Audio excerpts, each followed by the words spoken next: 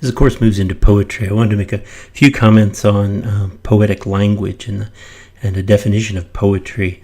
We're going to look at some of the poems that you're reading for this unit by Federico Garcia Lorca and William Carlos Williams, and think about how these poets use language. First, you ought to kind of rethink how you understand poetry to begin with, rather than thinking about it as beautiful or inflated language. To kind of rethink where poetry's roots are. And so I usually throw out these 5 questions, to think about how you understand poetic language as an act accomplished by the poet. When you look at a poem, do you think about the poem as an act of language, or do you think about it as an artistic act, akin to painting or dance or sculpture or another kind of art in the end? We tend to think about it only as an act of language because it's on the page, it's written, it's read aloud. But I want to kind of encourage you to think about the poem on the page also as an artistic act, that as it's read, it kind of fills its own artistic space, both in terms of sound and as well as how the words look on the page, much like a canvas used by a painter. So think about how the poems that you're working on are artistic acts as well as simply acts of language here. When you think about a poem, do you think about how it invokes emotion or about how it describes particular perception? Poetry does both, of course, in the end, right? A poem that doesn't make you feel emotion in some ways kind of fails in the end. A poem that only is about, a passing emotion fails to kind of force us to re-see the world in a different way or re-envision things. So think about how your poems and how the poems that you're looking at on the page force both of these things, both force feeling and a renewed sense of perception in the world. Is the poem itself a completed or a fragmentary act in the end? And this is one of those things that defines a personal sense of poetics here. If you think about the poem as being the last word on things, it's a very different kind of approach to poetry than if you think about the poem as being part of a larger conversation with other poets and with other artists and others who use language all the time. So kind of think about how you are envisioning your own sense of the poem on the page, whether it's going to be shaped and finalized, or whether you think about it as merely a fragment among other fragments in your work. Who is your audience here? Is the poet's audience a general kind of readership, the world? Is it simply other poets that you're writing to, or do you write poetry just for yourself in the end? Again, all three, right? You think about general readers, but other poets are engaging your work, and the poem itself may be a way of kind of figuring things out for yourself as you look at the world and try to figure out how to understand and describe it. And then finally, an important question that you'll come face to face with as you start to write, what is it that measures language in a poem? Is it meter or conversation? We can think about music, these terms as musical in some ways, right? The sense of measures, right? That the poem is broken down into units called beats or lines or stanzas. What is it that you use as a standard to divide the poem into these pieces? Are there regular metrical units there where there are repeated bits of sound, or do you try to kind of copy a sense of the energies and rhythms of the conversations that you hear around you? We'll look at some poems that kind of test this question out as we go on. On the poem, it's worth pausing for a second to think about how Kenneth Koch, our editor with Kate Farrell, the late Kenneth Koch, how he understands the poem as an act. He writes in one account that a poem has a different purpose from that of the regular way of talking and writing. The poem has a different effect upon us as readers, that it kind of forces us to slow down in the end, that we're not, when we read prose, we go from line to line, we scan scan a page and take in what we can from it. The poem itself forces us to slow down, read the line, and to kind of come face to face with the words as they unwind on the page. That's why I'd encourage you to read the poems aloud, whether those are the poems in the anthology by Koch and Farrell or whether it's your own poetry. Read the work aloud to get a sense of the sonic qualities that are in it. Koch also argues that a poem is an experience and not a description of an experience. It's a rambunctious piece of communication for Koch. The poet Charles Olson saw it this way, that he said that the poem is an act of the instant, not an act of thought about the instant, right? That it tries to, as an artistic form, the poem exists in and of itself, and is no different than a painting, a piece of sculpture, a moment of dance. A poem has its own energies that are present, and so you want to tap into the energies that are present there as you write.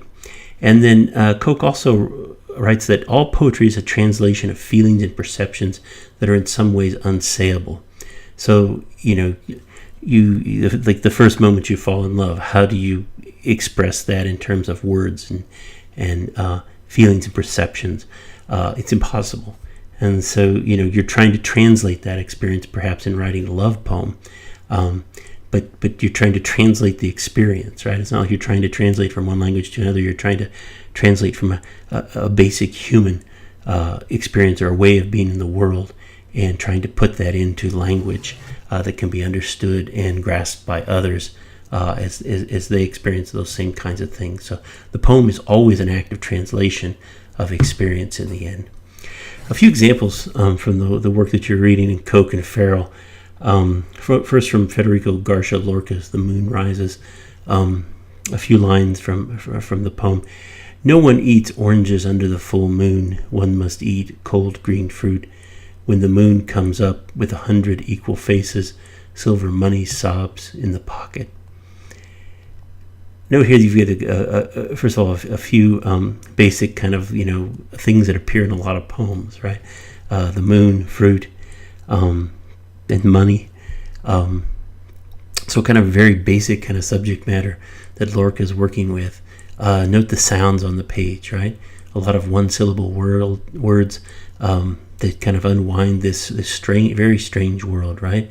Why is it that you must eat cold green fruit under a full moon? When the moon comes up, what does it mean that silver money sobs in the pocket? Does money really weep? Do coins weep in the pocket? And what does that mean when they do? Lorca is kind of estranging up the world, right? Is troubling the world for us in the poem. The world that we thought we were in is very different from the world that Lorca presents us with in this poem.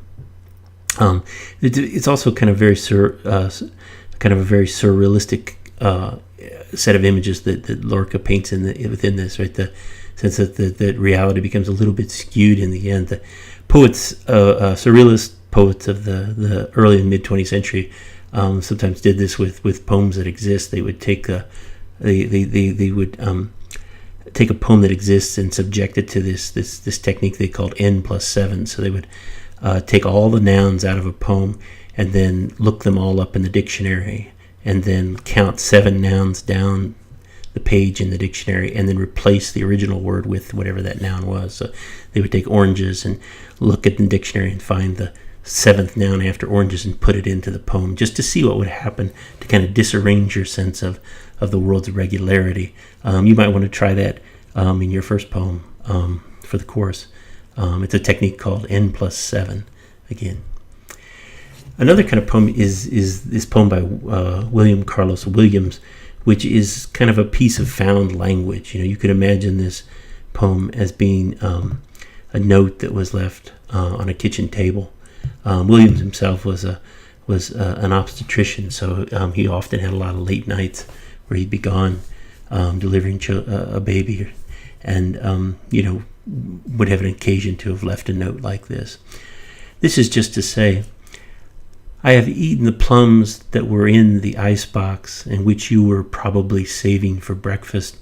Forgive me, they were delicious, so sweet and so cold. Again, note in this poem the kind of basic, simple things that are described within the poem itself. That Williams was a champion of things in poems. That things drove the energies of a poem. That ideas were rooted in things, and so he tried to he tried to make things as real as possible on the page as he could. So the plums themselves, how they become real to us in the poem, so sweet and so cold, even though they are gone, right? Note also that there's kind of a character within this poem as well. The eye becomes kind of a character. Is the eye here really sorry when he asks for forgiveness for eating the plums, or is this kind of a taunting quality at the end where he says they were so delicious, right? So sweet and so cold. So you have kind of a play on a character speaking here as well in the poem. You can hear Williams read this. There's a link on the Canvas site, and you can hear Williams read this poem. It's an act of found language, though, which is another option you have in this first poem, to take a piece of language that you find, maybe a note written to you by a friend, or a political speech, or an instruction manual, and to kind of play around with it and to break it into its own lines and see where that takes you poetically. And finally here, just a note on form of the poem. The idea of form in the poem is that the poems were written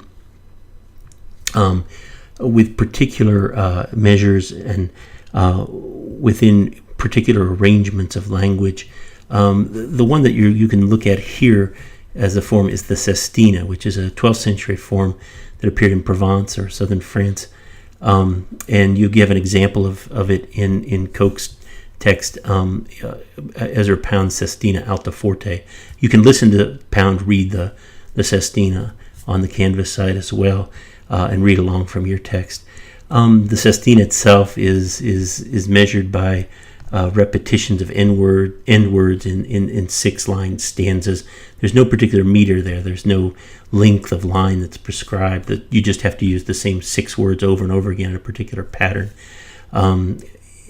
The definition of the Sestina can be found on the Canvas site as well, and you can see how the pattern is set up there. Note that the Sestina itself offers a great seriousness to it, right? The form does in some ways. Particularly in Pound's reading, but there's also you can also play with the form here. So, giving you other examples of sestinas as well. What happens when you take a serious form like this and make it into something that's more playful? So you can hear Bernadette Meyer read her sestina "Don't Drink Bush Beer" on the Canvas site, or you can read John Ashbery's great sestina "Farm Implements and Rutabagas in a Landscape," which is about Popeye the sailor, the comic. And a discussion in his home. So you can think about form here. I've invited you to use form or free verse, your choice, in your writing. But don't be afraid to kind of play with form and see where it takes you in the poem.